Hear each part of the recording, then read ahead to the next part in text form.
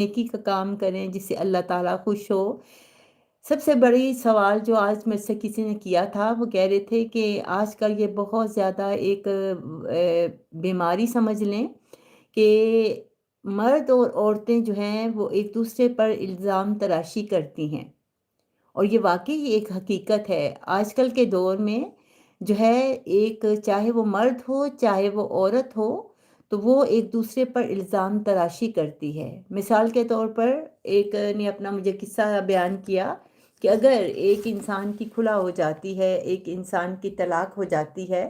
تو اس کا کہیں رشتہ ہونے لگتا ہے، تو وہی مرد جو ہوتا ہے، وہی عورت جو ہوتی ہے، وہ الزام تراشی کرنے لگ جاتی ہے۔ تو اللہ تعالیٰ اس چیز کو منع کرتا ہے کہ اگر آپ کا کسی کے ساتھ رشتہ نہیں بنا اور وہ بات جو ہے وہ ٹوٹ جاتی ہے،